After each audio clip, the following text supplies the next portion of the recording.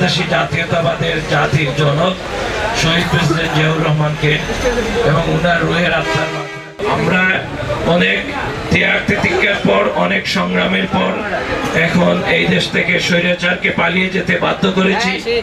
তাই এই ডিসেম্বরে এই দেশে নির্বাচন হবে, না হলে যেভাবে হাসিনাকে পালিয়ে যেতে আমরা বাধ্য করেছি, এই ইন্টারিম গভর্নমেন্টকেও বাধ্য করব ইলেকশন দিতে। আপনাদের সবাইকে ধন্যবাদ, সালাম, শুভেচ্ছা জানিয়ে বক্তব্য শেষ করছি। জাতীয়তাবাদী শ্রমিক দলের কেন্দ্রীয় সংসদের সভাপতি, ওনাকে আমি আমার ব্যক্তিগত পক্ষ থেকে, বাংলাদেশ জাতীয়তাবাদী শ্রমিক দলের সম্মানিত সভাপতি, আমাদের শ্রদ্ধাভাজন বড় ভাই, আজকের এই অনুষ্ঠানের প্রধান অতিথি জনাব আনোয়ার হোসেন। কিন্তু আজকে তাদেরকে এত শহীদের বিনিময়ে, এত রক্ত, এত আন্দোলন সংগ্রাম করে তারা আজকে ক্ষমতায় এসেছেন, দুঃখজনক সত্য যে আজকে তাদের ভূমিকাটা তারা আজকে বলতেছে জাতীয় সংসদ নির্বাচনের জন্য সারা দেশের মানুষ মানে আন্দোলন সংগ্রাম করেছে, তার বিনিময়ে তারা ক্ষমতায় আসছে। ক্ষমতায় এসে আজকে তারা মেম্বার চেয়ারম্যান ইলেকশন থেকে দেশের রাজনীতি কোনো পরিবর্তন হবে। রাজনীতি পরিবর্তন হইতে হলে সংসদের নির্বাচন লাগবে।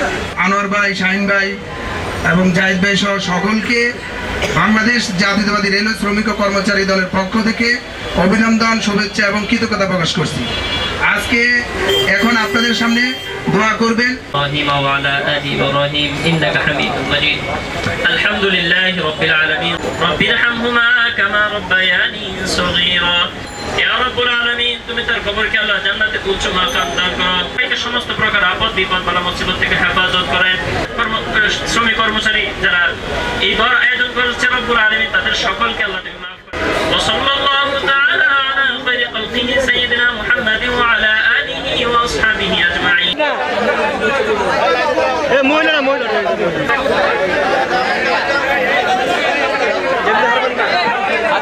বন্ধ রাখেন